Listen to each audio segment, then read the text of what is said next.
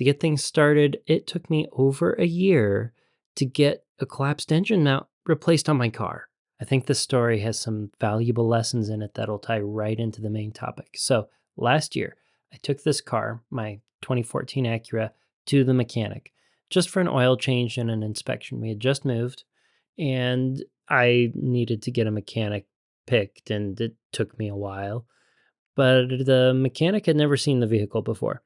So they did two things. First off, they gave it a good inspection, and I was appreciative of that. They changed the oil. I That's what I asked them to do. The other thing is they came up with a list of all of the different things that should probably be done by the mileage that the vehicle had, and that they had no record of having been done. Yeah, but how could they? It was the first time they saw the car ever. And unfortunately, on the inspection, they had discovered that the shocks were seeping and that the engine mount had collapsed. Now that sounds real bad, almost like the car should be undrivable. I ended up asking them if it was okay or safe to drive it back. The engine mount they quoted right around $1,000. The shocks were right around $1,000. There was the oil change, some things that needed to be done, and then the things that didn't need to be done, all added up cumulatively to over $4,000 for what I was at the time budgeting would only be an oil change's worth of money. I remember walking into this office. Amanda was sitting over there working on her laptop, and I came in just like distraught.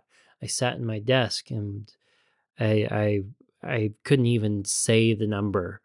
She asked how much the damage was, and I just handed her the paper silently, and she looked at it and was like, "No, no, there's no way." So I went through the list, figured out the things that we didn't need to do. The shocks definitely needed taken care of, so we got that done right away. That was something that would have exposed us to undue risk, not taking care of it. But the engine mount had been curious because I asked them how much of an emergency it was, and they said it wasn't that big of a deal. So I've got a mechanic friend from Manhattan, Kansas, Extra Mile Imports. So I called Dave up and I said, "Hey, it's Jay, the guy who had that one Passat with the battery that needed a new car." That's a story for another time if you haven't heard it. But the gist of my phone call to Dave was, "Hey, how big of a deal is it that the engine mount has collapsed? And should I deal with this other emergency that came up first?" That other emergency was the furnace downstairs. I've got two HVAC units in my house, one in the basement, one in the attic. And the one in the basement, the inducer fan was going out, so I had someone look at it, and they said that the heat exchanger was starting to crack. And that means there's a carbon monoxide risk if I don't have a carbon monoxide detector in the house. So I went and got one of those. But I also recognized that I needed to replace that furnace soon, and that was going to be expensive.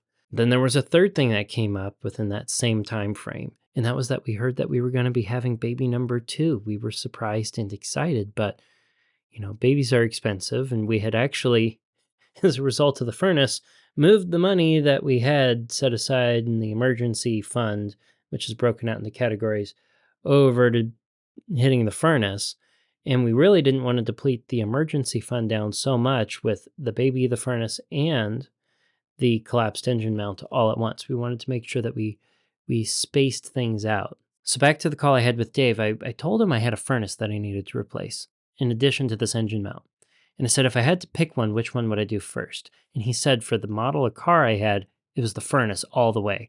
Collapsed engine mount sounds bad, but he told me that it's basically something that vibrates at the opposite frequency of the engine in order to counter the vibration that the engine is making and reduce vibration and sound in the car for the whole. So if it collapses, he said there's a little rest on it that the engine eases down on. It can operate fine sitting on the rest. You just end up with more vibration. If you put it off for too long, that vibration could probably lead to other maintenance issues. But he said it really wasn't that big of a deal if I could fix it in 6 months to a year or so. I actually don't remember how long he said, but prioritize the furnace, then save up for the car. Got it. So Amanda and I reviewed the financial and safety risks that we had given the new baby on the way, the furnace, and the engine mount. We decided that we had enough money to take care of any one of them if they became an actual emergency, but none of them were something that needed taking care of that day. We decided to prioritize the furnace, given the advice we got from the mechanic, and decided if we could wait, if the furnace didn't fail beforehand, wait to the fall. that following fall because then it was going to be not too hot, not too cold while the unit is disconnected and being replaced. That ended up working great. Then we started saving up for the baby. We realized how much we needed to be saving on top of the emergency fund, and just because there's a lot of unknowns around prenatal care and the birth, we were putting the engine mount off. But then we were blessed with a gift for Christmas that enabled us to go and fix the engine mount and make sure that we had enough in the emergency fund that was dedicated to car repair, that if something else happened, we'd be able to take care of it that day. So just last week, 2 weeks ago, we got the engine mount taken care of.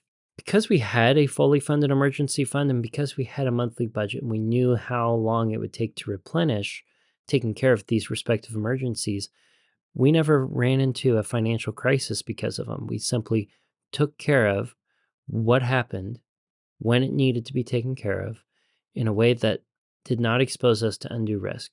I think that's pretty cool. But mind you, all of these things were expensive. I'm pretty sure the furnace ran somewhere around $4,000.